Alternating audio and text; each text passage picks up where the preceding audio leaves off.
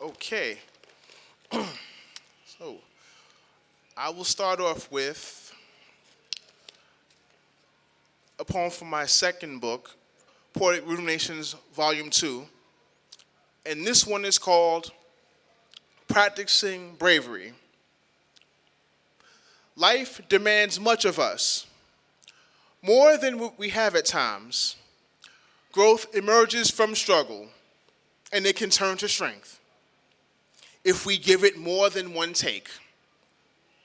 Even if you go from overlooked to under attack, practice bravery like you mean it. It all adds up eventually. Instead of getting dragged, get out front and pull. Don't be scared to say something you know folks ain't trying to hear. They may not be here for it, but it's what you're here to do, and that's more important. Admire the bravery of those before us, but recognize that these times require us to practice bravery of our own. That's one. Okay. All right. Okay, so let me see. I want to read another piece. Let me see. I'll start with this piece is more of my viewpoint on education. It's called Changing Our Minds. Ideas need room to breathe, and that means freedom of thought. In this country, in this time, people get squeezed tighter. Only a few prosper, yet many of us emerge from undeserved backgrounds and work to make something of ourselves. But we want to pull others up with us. And that's what the suits don't get. All deserve a decent life. And schooling can be the way to pave it.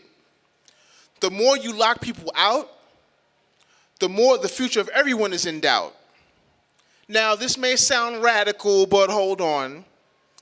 If we can talk about walls and border patrol, then we can educate those who want it. It's better to invest in people. Priorities can change, whether those in office want them or not. Keeping people from what they need will be remembered, and not fondly.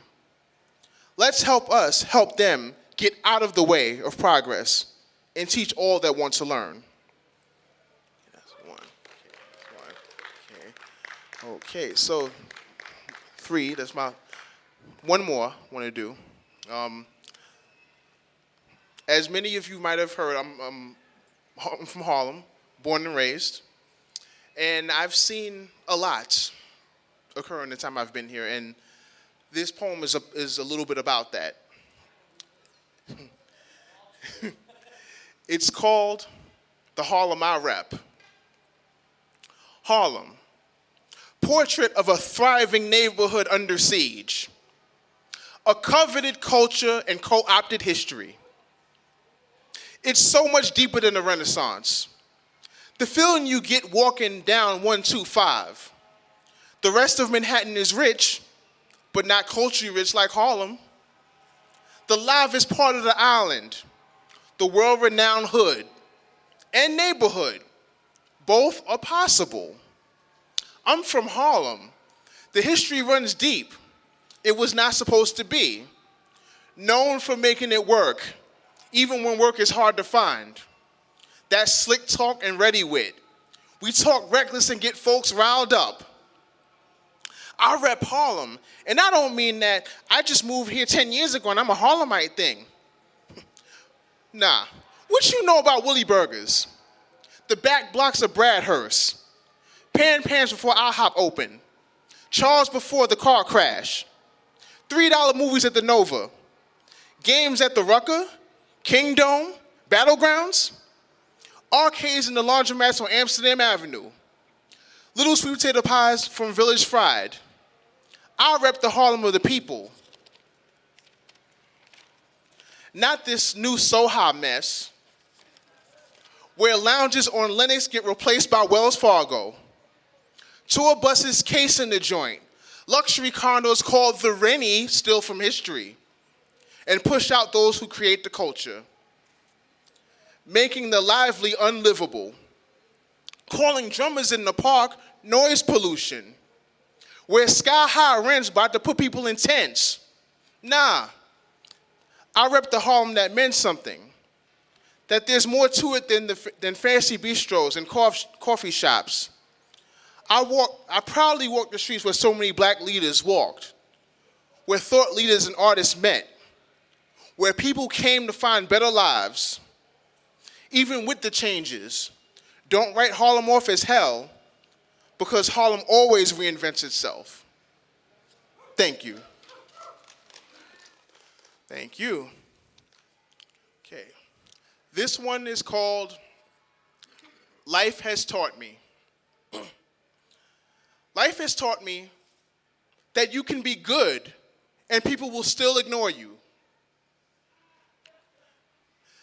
That life goes on even when you carry painful memories. Life has taught me to go hard for mine, because no one will feel sorry for me. Life has taught me to value strength, mental endurance, because so many people have tried to break me. Life has taught me to dull the pain by turning some blind eyes. It's much too much to feel everything. Life has taught me humble arrogance, since unbowed posturing can get me a portrait in the funeral home. Life has taught me contradictions like, black is beautiful, but don't be too dark. Life has taught me sarcasm, since drop-kicking people is frowned upon, unfortunately. Life has taught me to mask my anger, to not talk, be slow to trust, that people only see what you aren't doing and don't have, and focus on what you lack. But I've also learned that you can ignore those who ignore you and call it even. That every day is a new day, and that we don't have to relive a checkered existence. That turning it around is possible. That I can choose the right people to talk to and trust. That those who only see your shortcomings aren't worth deferring to anyway. Thank you.